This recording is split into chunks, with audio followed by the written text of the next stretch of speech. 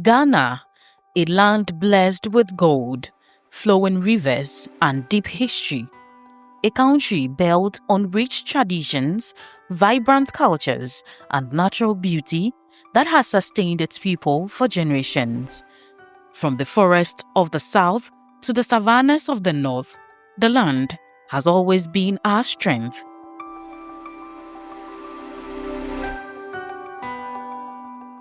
But today, the same land carries scars left by the very resource that once brought us pride. Gold, our gift, has slowly become part of our struggle.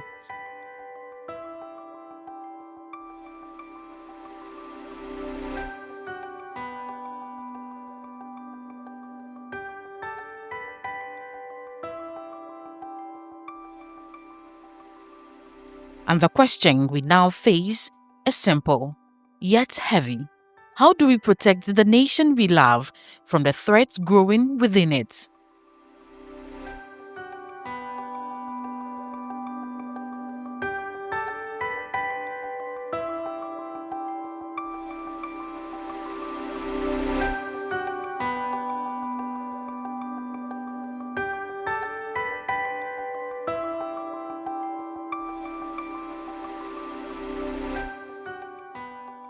Osino is a town in the eastern region of Ghana, serving as the capital of Fanti Akwa South District.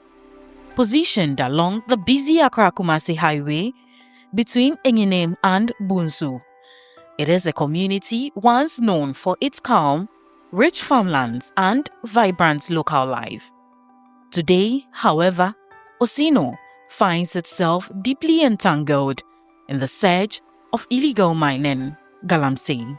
The landscape is scarred, farmlands are given way to pits, and the town is gradually being swallowed by the very activity that promises quick wealth, but destroys everything in its path. And so the question remains, is Ghana truly winning the fight against illegal mining, or are we slowly losing ground? One of the fundamental issues confronting this nation at this time is Galamsey. And we cannot fight it if we do not understand it and its consequences. So we have put in place to work in collaboration with experts so that we'll be able to understand the issue very well and then educate our people. Because it is not just an issue of politics or issues of governance. It's also an issue of morality. It's an issue of attitude. Small scale, the minimum say small scale there aban and a man permit on your day on Fanya Juma. Now the Akosuni aban epese or breaking a Jumano. Legal and illegal mining also all breaking for the meantime. I don't think I will break illegal and illegal mining for the meantime. I won't mean for a quantum beer. Airborne youth in I government stakeholders say what on my one, 1.2 million. But Galamsey net me for nipa bro 6 million. Omensa komano. Crime rate above form. And I'm be higher than aqua form. Ubi higher than EDD. A friend probably brave. Minimum the Galamsey to me a week. Minimum the to a month. Enya Juma, I can say, a buying Juma, a Katuani, they compare Galamsey no. Indeed, I can minimum say, I buy your measures be brave, or the Begua Quemua, and go bet me de Ama a Jumana Conon when you move fast war. Minimum say what you could be a friend good board. On my and that GMPC. Sanko for we know, it's uncommonly measures to be a bar. Bet me dia boa small scale no small scale na hwan dia aban man permit wabeje asase amman no ho hyehyeye EPA for nsa wom nadmo nsa wom so what ase forestry lands omunyina nsa wom a watwa asase te say at least 100 to 150 acres dia ma no 25 acre bia na one concession 25 acre bia 20 to 25 bia na one concession ene ne yetimi yi mo obi as small scale oyima no nipa na oyiye no e bia na okope financier no the Juma man, no one tena fee. No, I didn't percentage a woman. Sandy Pano call for the Cocoa Juma, no, only near bankrat aso. Small scale now, if your Baba J in Crat any free a bank or mineral commissioner. On a bank chair and a quine. Say, move 100 meters away from the river. You can mine on the stream, but you have to divert the stream. No one mining. When it started, we as a country, we collectively, we did not I believe, put in measures to immediately halt it. We, as they were saying, we did Shehai, we were just relaxed, lazing about it, and treating it with kids' gloves until it's become what it's become today. The reasons why I think we will not find solutions immediately have to do with politicization, have to do with economic reasons, has to do with the fact that it's become a way of life for some people, has to do with the fact that we have waited too long and we've suggested things like alternative livelihoods. But here are people who are earning huge sums of money. What kind of livelihood are you going to give him that would be commensurate with what he earns today or what she earns today? And there's a whole a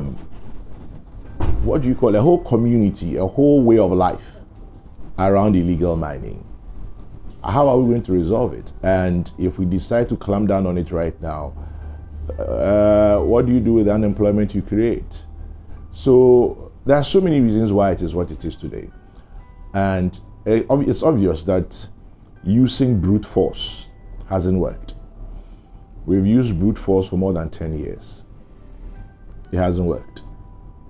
I don't know if dialogue will work. But as I said, there are so many ifs and buts about illegal mining that it seems to me that maybe, just maybe, the train has left the station when it comes to trying to resolve it. We may find a way around it, but it will not be comprehensive.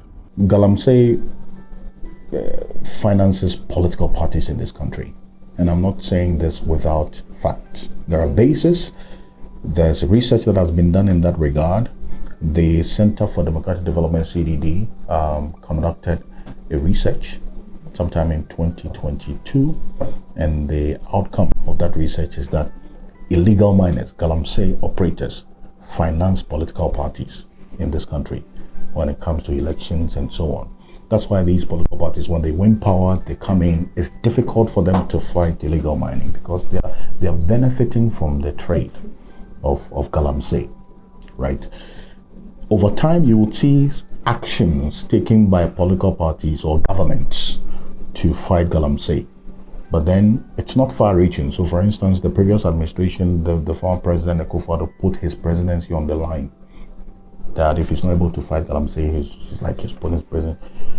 2 years he banned small-scale mining. We saw the water getting cleaner and so on. But then when we got into election mode, the pressure of elections got him to now relax the laws. They pulled out the military from the forests. People went out, started mining all over again.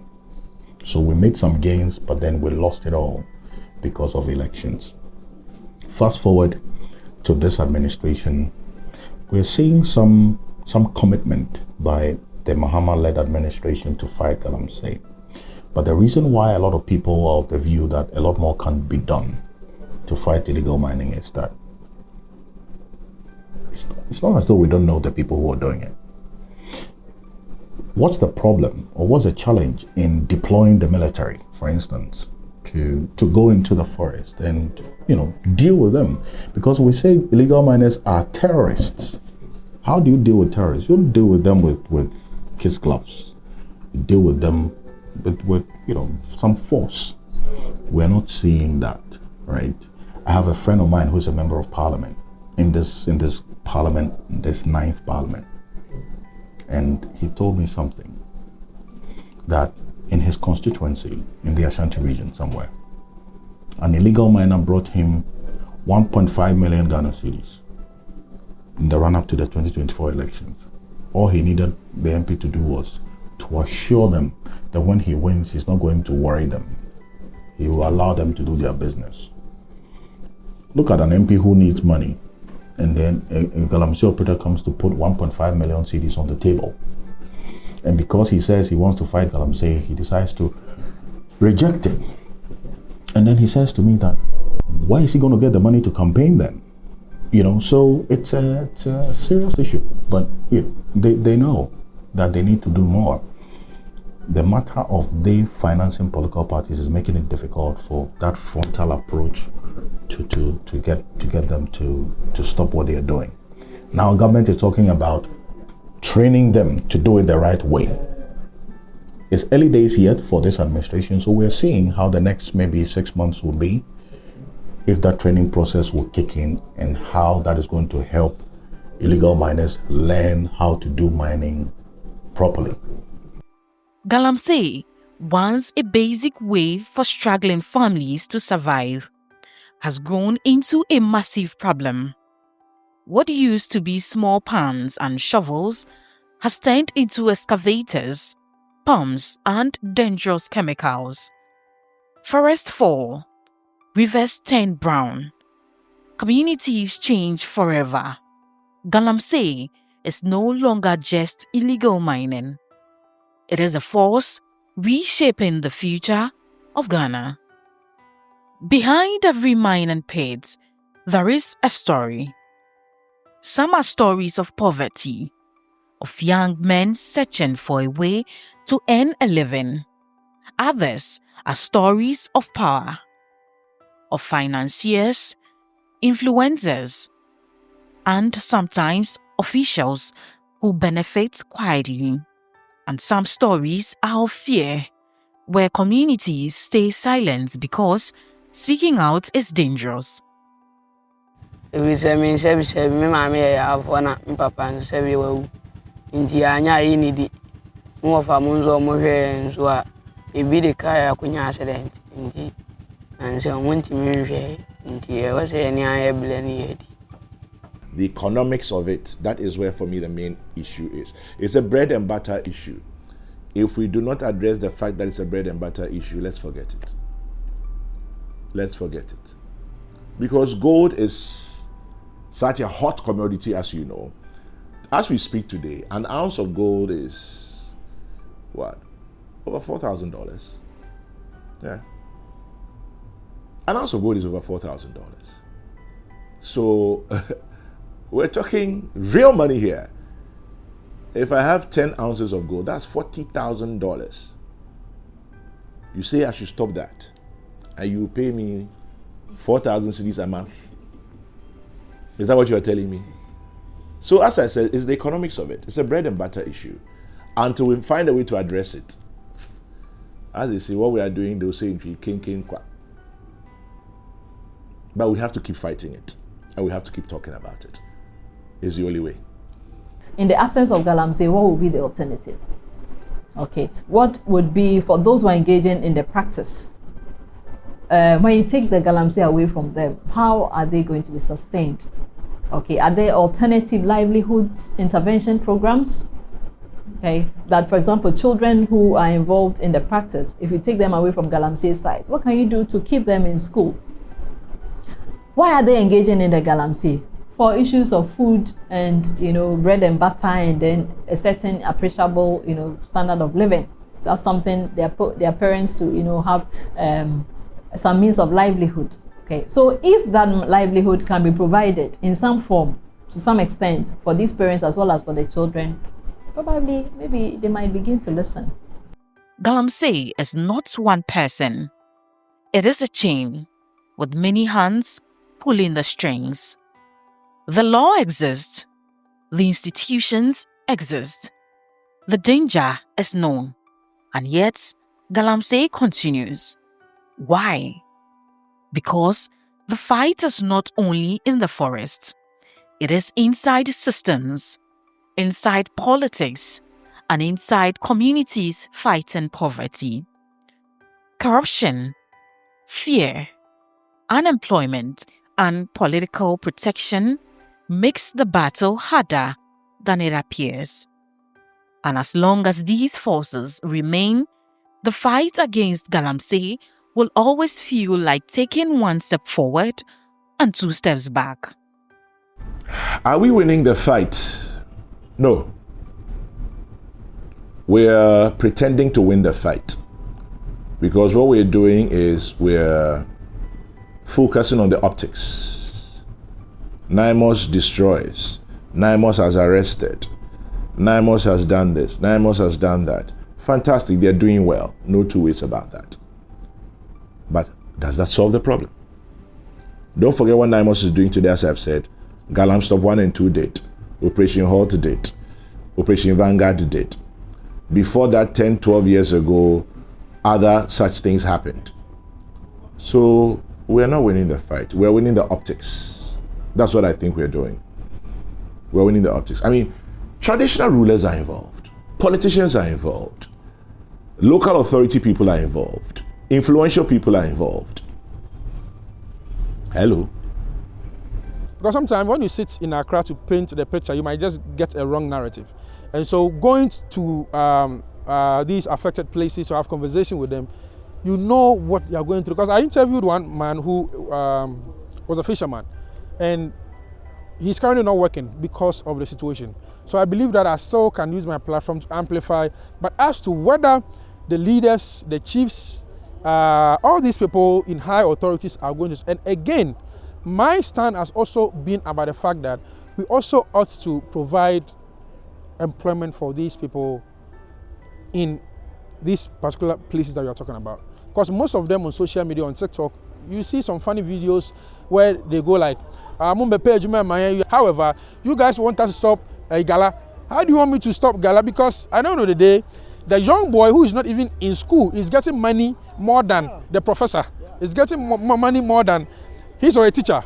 And so in a nutshell, the person who wants to go and do Gala and destroy the water bodies. So I believe that the right system should be, put in place to make sure that it's a mind shift from not just going to destroy the water bodies and getting money, but also you being a responsible citizen. In the middle of the struggle stands journalists, the brave eyes, the ears of the nation. They enter forest where others fear to go. They confront miners who threaten them. They film the polluted rivers, destroyed lands, and broken families. Through their lenses, Ghana sees the truth, the pain, the danger, the reality we cannot ignore. Their courage gives the nation a chance to understand what is truly happening beyond the headlines. It's been a perennial fight over the last, at least, as long as I can remember, maybe 10 years or more. For us here at Media General, we've deployed three-way approach to it. First of all, we're using television as a way of highlighting the impact of illegal mining, and then also calling duty bearers to order, because media can only advocate. We don't have the power to arrest people. We don't have the power to enforce the laws. We can only show the effects of illegal mining so that duty bearers can be held accountable to do what's expected of them. So first of all, we've done quite a number of documentaries, and my colleague who is at the BBC now, Godwin Asedeba, did quite a number of documentaries on illegal mining. We looked at the impact it's having on the environment. First of all, because it's clear, Galamsey is impacting on water bodies, which we're seeing. We collaborated with Pure Earth Ghana, which is an NGO that is more into like research work. And then also the Environmental Protection Agency, EPA, also came in to help us. What we found out just 2 months ago when we did that research work with Pure Earth is that there are 1,000% more mercury content in about 12 water bodies that we took samples from. The fight now is more focused on getting illegal miners to stop polluting water. But how about the chemicals that they live in there? So that's really an area that we are focusing on to shine the light and let government also move in to address that. Then the second part of our campaign is on the impact that illegal mining is having on forest cover or forest reserves. We hear the president talk about a number of forest reserves that have been retrieved from illegal miners, 9 of them. But there are actually more that illegal miners are controlling in this country. They're armed, and you can't even have access to these forest reserves. So what we're doing is to highlight the activities of illegal miners in these forest reserves and get government to also focus on there to fight it. The third issue, which a lot of people are not looking at, is how Galamsey is impacting on food, the food that we eat. Because, you know, when the chemicals get into the water and they get into the soil, farmers take water to water the crops, and then it also influences their growth process. We're eating food that is contaminated, but we don't know. So that's another area that we're looking at as well, to advocate and to shine the light. As I indicated, we can only tell the stories and then demand that the duty bearers moving to arrest people and then also implement the laws. A number of people have been arrested. In fact, the last time we checked with the Attorney General, close to almost 1,700 people have been arrested, you know, being involved in Galamsey. But they are the only people who are in the pit, those young ones. They are not the ones who control, you know, the business. They have people who buy the excavators for them, people who pay them, and they have their bosses. So the next fight and our advocacy is to focus on those people who are financing the business of Galamsey.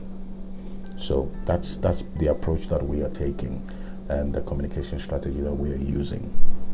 And then also ensuring that people are part of the campaign. We don't sit in our offices to tell the story. So what we're doing is we're moving the campaign to the people. We're going to places like Asenkregwa, Obuasi, we went to Yineyini, and then also Etiwa. Sometime last year, I spent 3 nights in the Etiwa forest doing a documentary on Galamsey, which, you know, I'll share a few copies with you. It tells the story of how illegal miners are operating in the Etiwa forest, which is supposed to be a forest reserve. What they do is at night, that's when they mine.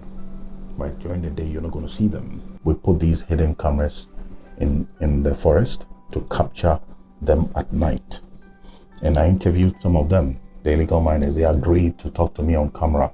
And they said, look, yeah, chairman, we have our chairman somewhere who is taking the money for us, right? So we then told the story that, look, there are these big men, these financiers who are the ones actually should be the problem. Because as for those young ones, they need jobs, right? They need employment. So if you arrest 1,000 today, another 1,000 young men who are unemployed will come up. So they are not the problem. So that's the area. Those are the approaches that we're taking to this fight. Yeah. This is the Chamfam, which crushes the stones.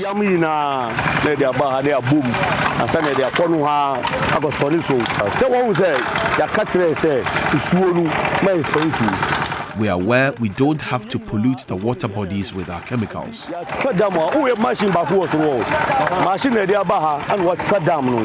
the end, one thing remains clear, that the fight against illegal mining is far from over.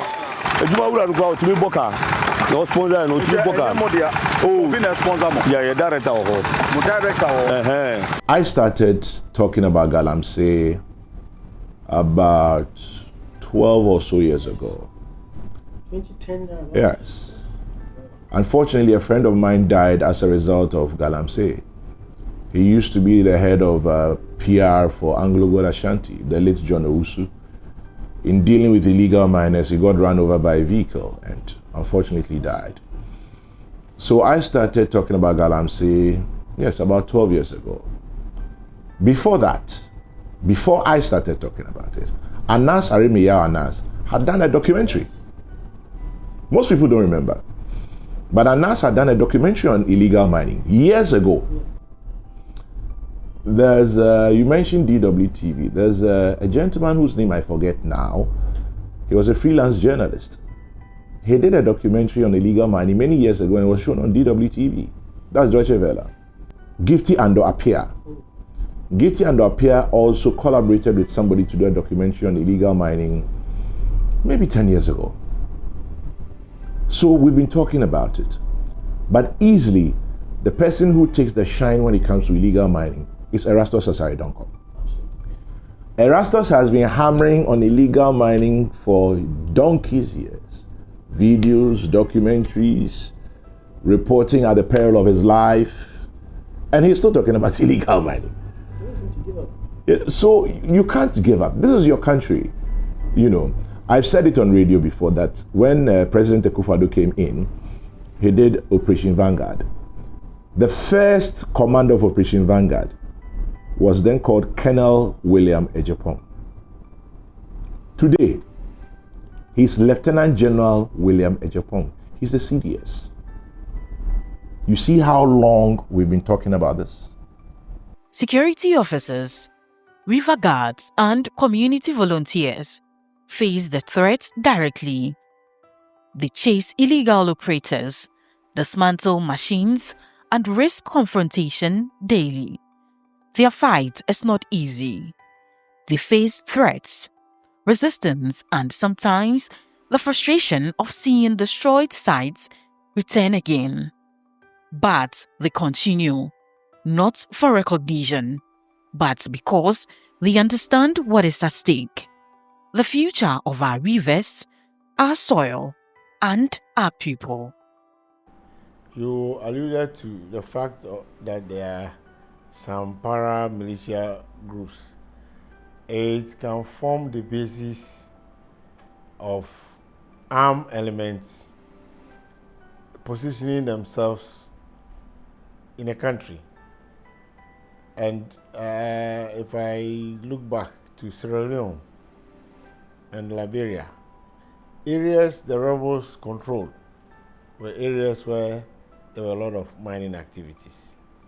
So they mine, sell the gold or the diamond, and then they fund their activities. And so as they keep doing that, they acquire more sophisticated equipment. They become very strong. They engage in their activities. Then now you start having rival gangs. And so every area where you have a mining pit, a gang will be formed there.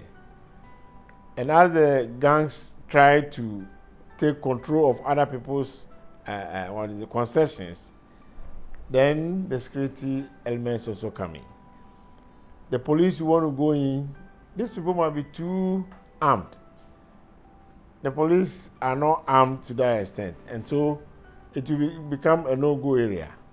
So if the police cannot go in, then what about the locals, those who own the land? They can go to their farms. If they can't farm, they can produce food. Food security is becoming a problem because where you have maybe a source of food production that feeds the whole country, if the galamsees who have turned into armed bandits take over the place, your food will not come again. They are destroying your farm. They are destroying your cash crop. So you see that the implications go far. You'll be forced to send the military in. Are they going to just chase them out? Or they are going to engage them in armed combat? Now they have weapons. They are armed. And so they will not easily move out. If they don't have anything, they see the soldiers coming, they run away. But if it's armed, and more so, maybe they even have more sophisticated weapons because they have more money buying sophisticated weapons. They engage the soldiers, then the next time they team up with people who want power, and it's a different story altogether. The law can be no better than the people who are called upon to obey or administer it. So the law is as good as us. The question is, there's a law that says that you cannot mine about 100 meters to a water body. What about the people who are mining in the water body itself?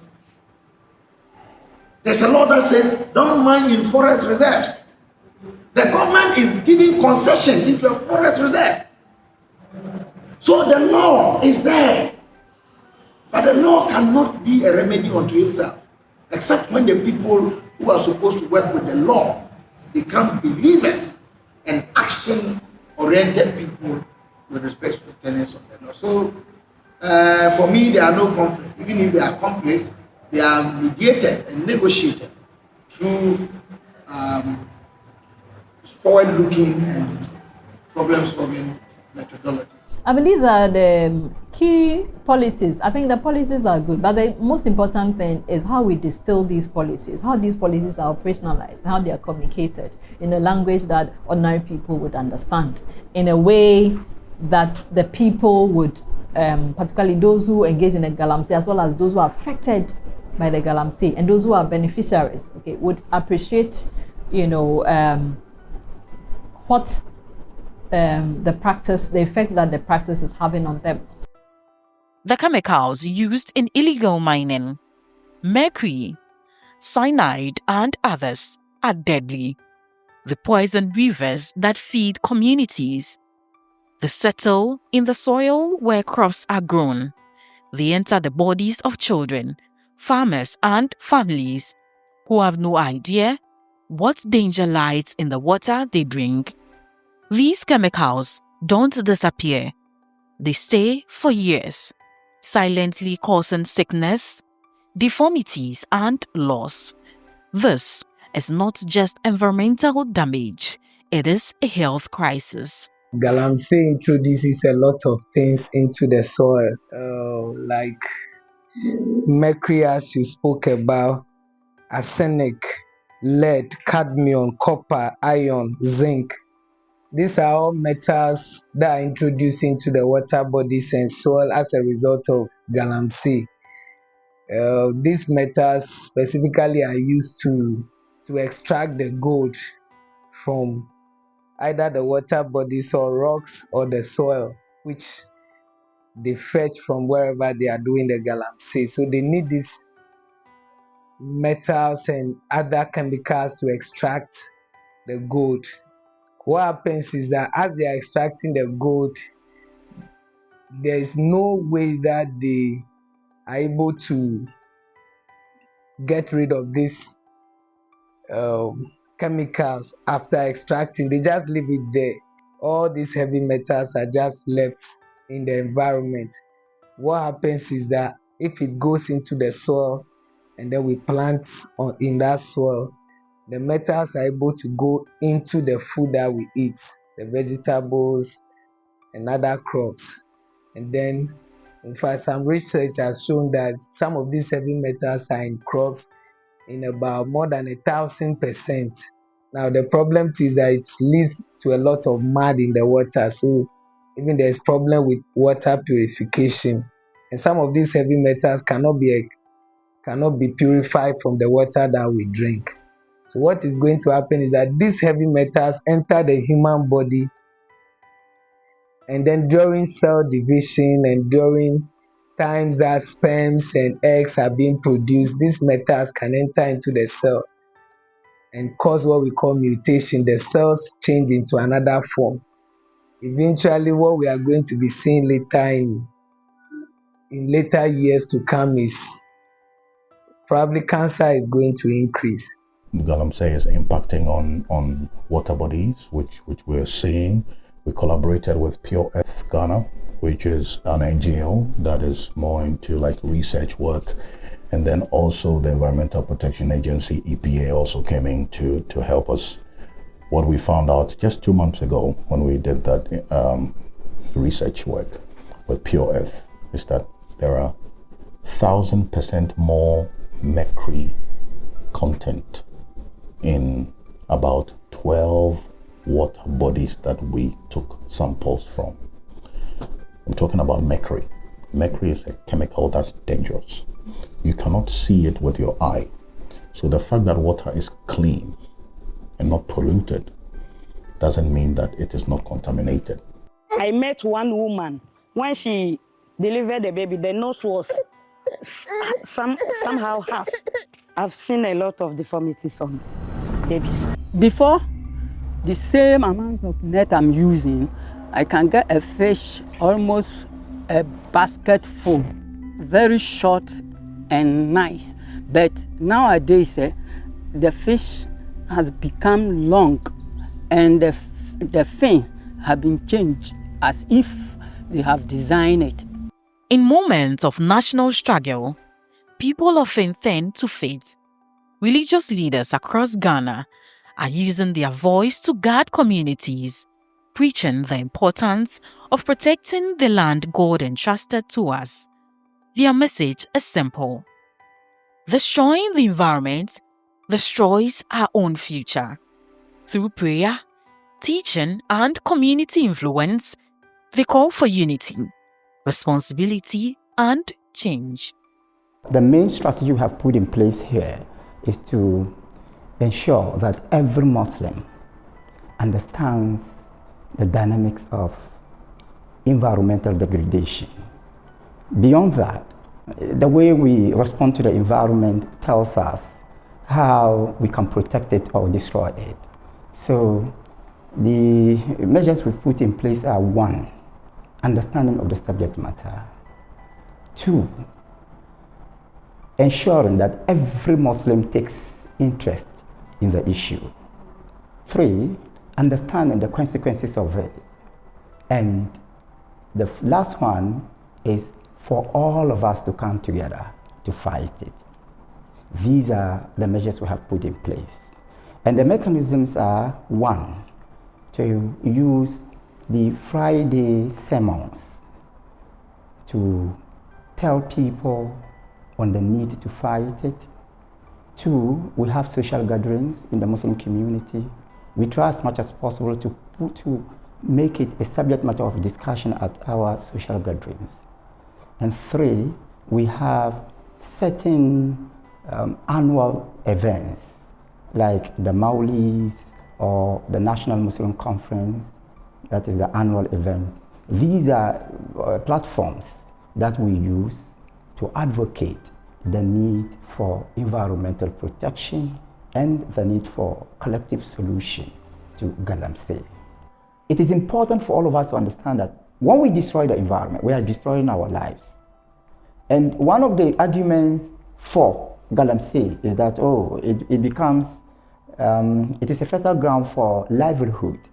But my argument is that livelihood is as important as life. If you talk about livelihood, you should also be thinking about life itself. So, water bodies do not live in isolation. Water bodies live in the interest of the community, in the interest of humanity. And if we all sit down for the water bodies to be destroyed without any action, at the end of the day, we are voluntarily digging our own graves. So religious leaders should, first of all, find scriptures or find wisdom in their scriptures that may be in line with the secular values of environmental protection. And when we do all these things, at the end of the day, we are going to use different models. We will use morality that will represent the religious bodies. We will use criminal justice that will represent the state. We will use public policy that will also represent the state. We will use scientific data that will represent the academic and industrial community. Then we will use our own level of patriotism that goes to the state again. And that is when you will see the beautiful relationship between religion and secularism, between the religious community and the state. This beautiful relationship will be in the supreme interest of all of us. The issue is collective, and therefore the solution should be collective. We also need to be fair to everybody involved in the fight against Galamsey. We need to also be very transparent and perhaps fearless in addressing the government, because we have seen how successive governments have politicized the issue, and we need to, we are the last stop of morality. We also need to understand that one stakeholder cannot do it alone. We all need to come together. And we should try as much as possible. It doesn't matter that it doesn't matter our political affiliations. We should do everything possible to maintain a reasonable level of neutrality in the combat against Galamsey. If we are able to do that, we can be the central point of unity. You may agree with me that largely politicians cannot be trusted. Other stakeholders cannot be trusted. And the country will be doomed if members of the moral community themselves cannot be trusted. So we should understand that we are the last hope, and we should do everything possible to remain the credible center of unification and the source of hope for Ghanaians in the fight against Galamsey. From where I sit, no, we are not winning. You understand? It's no. In fact, we are joking, honestly. We are not serious with the Galamsey issue. Faith-based communication, I think we are trying to do something, and we've done a lot, not trying to do this. We've done a lot in terms of preaching, teaching, drawing the awareness, drawing the attention of people to the harmful effects, the devastating effect of Galamsey. We've tried to do in our teachings, in our preachings, done that, you understand. But the thing is, it is a war, or it is something beyond just church. It is not a church matter. It is government. Because I can't go to the water bodies and those. I can't go there to tell them to stop. I only find myself in my small church or in my clinic, my office. Here, people who come with a disease problem and those kind. This is all I can operate. But there are people whom we have elected into power. Because you and I cannot go there to stop them. We have given them all our power, our strength, that do that for us. And they sit down, they want us to give them more time. It is a political thing, and politicians, NDC and PP, are the causes of it. They are to blame. Communication is a powerful tool in this fight. Experts know that for change to happen, people must understand what is at stake.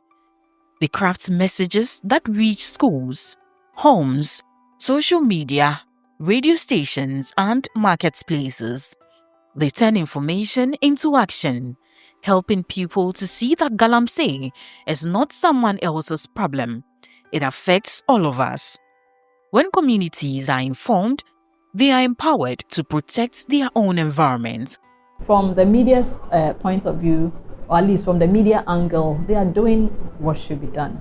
But what is left now is, when you talk of the media, fine, for the English-speaking, those that use the English language, they are doing well. And even those that use the local language, I believe that they are doing well, they are doing well too. But the gap I see will have to do with coverage. Okay, when you take the local language broadcasting houses like UTV, in terms of radio, you've got the rest of them. Okay, ask yourself that, are the remote areas in Ghana, are people able to access these radio stations? And then also programs should be tailored, should be prepared that would let the local people, ordinary people, understand what is at stake.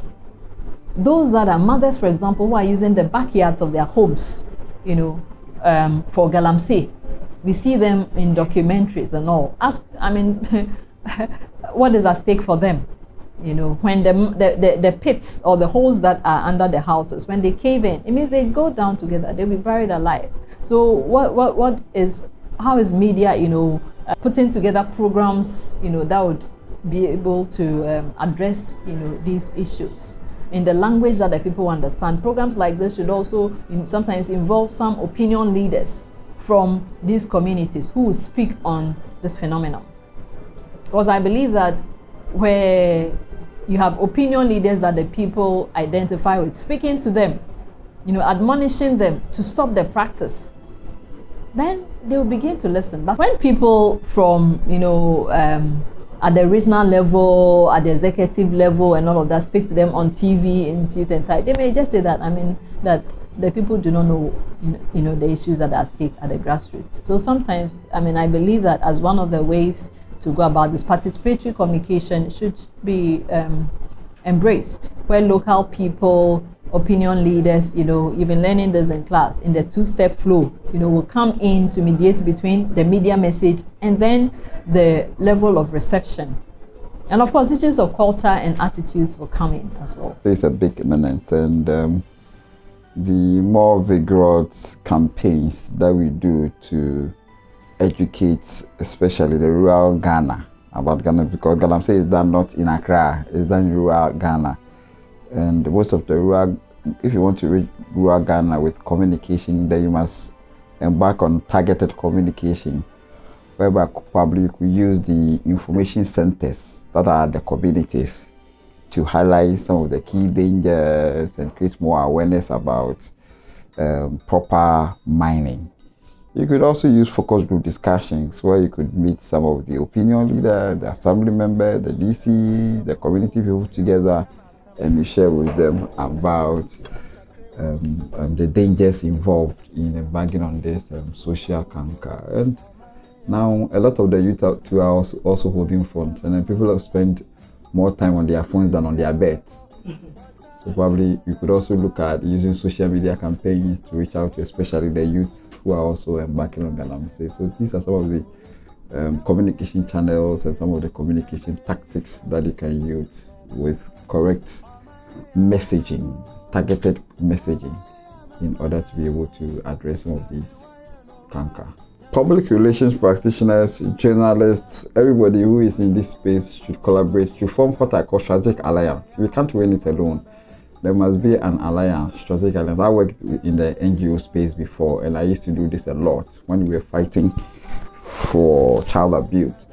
So we had to work with journalists, we have to work with PR, we have to work with the ministry, sector ministers and ministries that have direct relationship. In this case, Galamsey.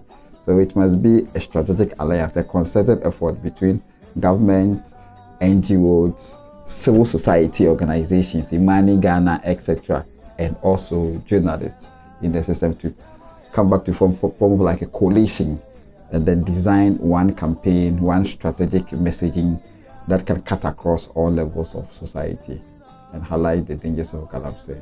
Abani ni jidie wa himfunim. Sa abani benya jidie wa himfunim a say yen yede yekuro no ya se structures dada. Ya wo hin ane na pamfo. A ya te committee de o mani assemblyman na eden eye adwuma. Aden ji na yen man e wo mu no se obi bokro no a ye timi chin de ko police e fa na citizen arrest. Say ni papa ne bone.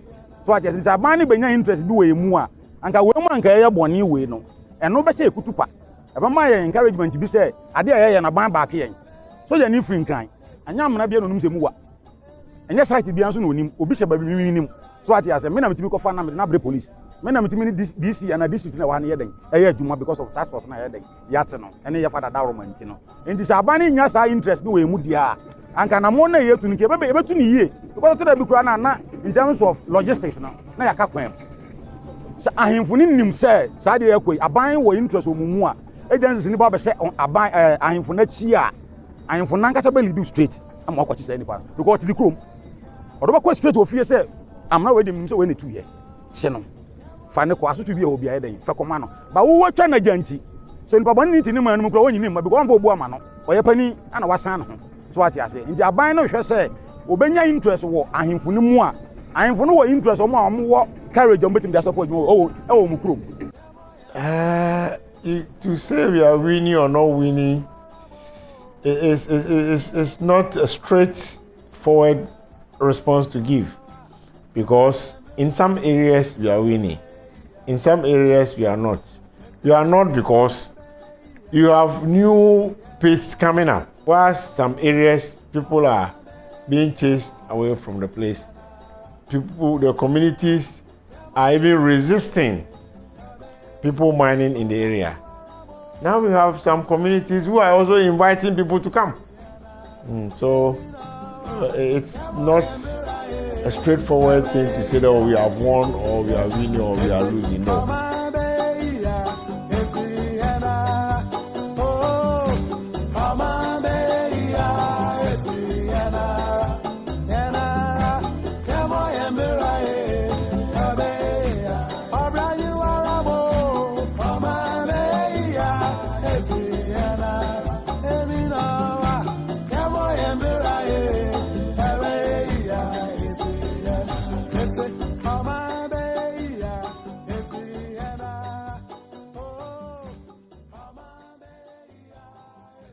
He was 75 years.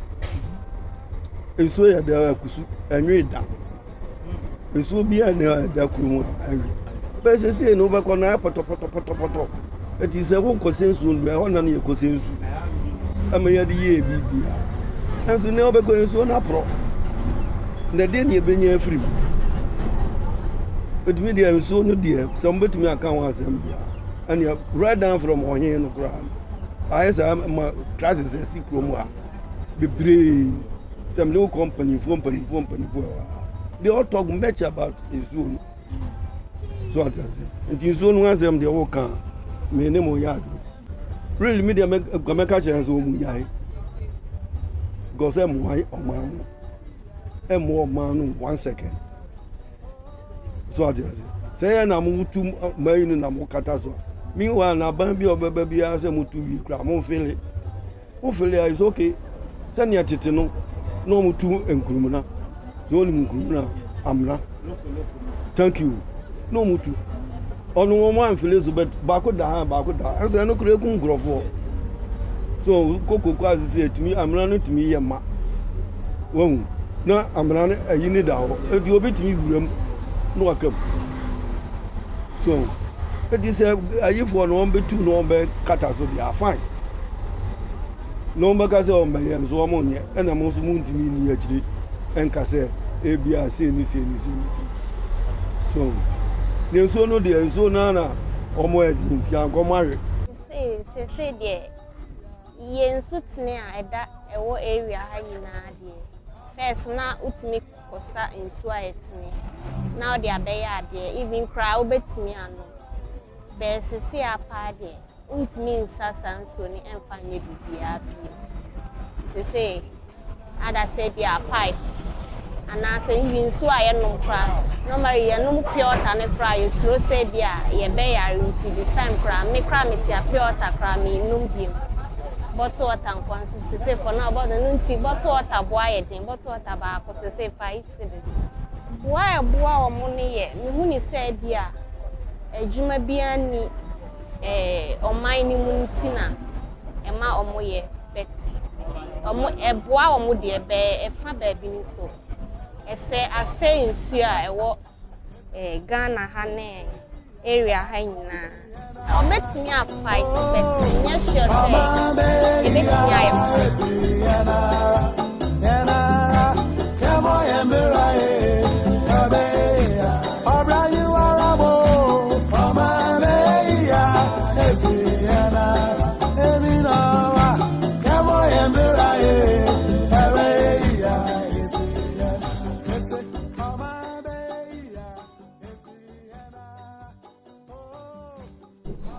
Go on the ground, speak to the people in these Galamsey communities, find out exactly what's happening, how this illegal mining is impacting on them, so that we can tell the story effectively going forward. Not just believe what government says, but also go beyond what government says to ascertain or authenticate whether what government has said is true or not.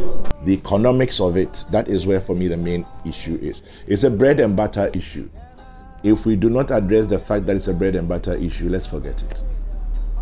Galamsey is an existential threat to all of us. It therefore constitutes an invitation to action. Please stop Galamsey. If people can take placards and go and complain that the road here is bad, so government should do something, why are they not using placards to ask the Galamsey to stop? We're engaged in the fight. It's a very complex fight. Unfortunately, because of the lack of economic opportunity, a lot of our young people who are unskilled have found illegal small-scale mining as an easy avenue to gain employment and be able to make an income. The fight against Galamsey should not be reduced to the political rhetoric. You understand? It should not be reduced to the fight between these two political parties and the accusations they level against each other. No, it goes deeper than that. It transcends politics, you understand? But you see, these two politicians lack the political will to enforce the law in order to nip this canker in the bud. And if our river bodies are drying up, our landscape is being desecrated, we here, leaders of our society, leaders of our nation, political leaders, traditional rulers, religious leaders, we have a responsibility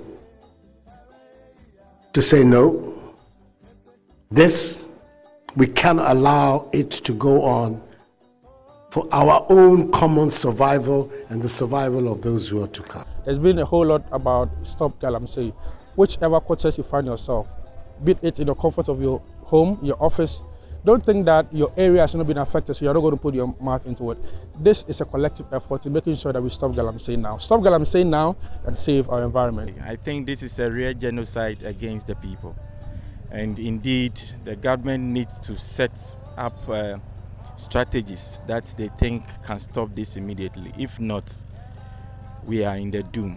We've realized Galamsey is not something we can just be in the urban areas and just say whatever we want to say and expect the people in the rural areas to cope with our policies and things, because as at this point, per what we've seen so far, it's like the Galamsey cannot be stopped. If time is not taken, it will take us very long to solve this issue, because it's really affecting lives over here.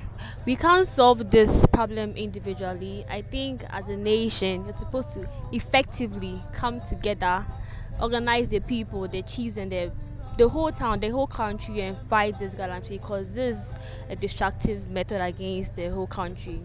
Laws should be passed, laws should be made so that we stop the Galamsey, so that the whole country comes together and stop whatever is happening, because it's very sad. I think we can fight this Galamsey and win it, simply because I believe that those indulging in Galamsey should be issued with license, but those engaging in it without license are not supposed to be allowed to indulge in it. All I'm saying is that we should stop Galamsey and save our future. I'm actually really heartbroken, but I'm not fed up, or I haven't given up, and I think the government has to cooperate with the chiefs to be able to mobilize the people in Galamsey-prone areas to be able to stop illegal mining. Very soon we'll start to, import water from other countries, and water too is life, and we don't even have the means that we can always purchase water that have been imported to our country. I feel like Galamsey should be stopped, because when you go to other countries, you see the river bodies so neatly there, but when we come to Ghana, it's so bad. So please, let's stop Galamsey. Per my observation, all I can say is we should come together and fight Galamsey. If you ask me today, I will say let's stop Galamsey. The government must take all the necessary steps, all the initiatives, and put the word emergency on it, so that we can go back and have that broader conversation, so that as a nation we will put our best foot forward. Because if not, this generation, we are not safe in the next 5-10 years to come. Stop Galamsey, save our future. Stop Galamsey now. Stop Galamsey now. Stop Galamsey now. Illegal mining is an act of genocide against the people. Illegal mining is an act of murder against the citizens. Illegal mining is an act of treason against the nation. Stop illegal mining now. Galamsey is not just about gold. It is about rivers our children will drink from, the farms our families depend on, the forest that holds our history. This fight is a fight for life. Journalists, officers, faith leaders, experts, and ordinary citizens are doing their part. But the real question is, will we come together as one nation to defend what is ours? Ghana's future lies in our hands. The land is crying, the rivers are crying, and time is running out. The choice we make today will determine the Ghana we leave for tomorrow. I am prepared to put my presidency on the line on this matter.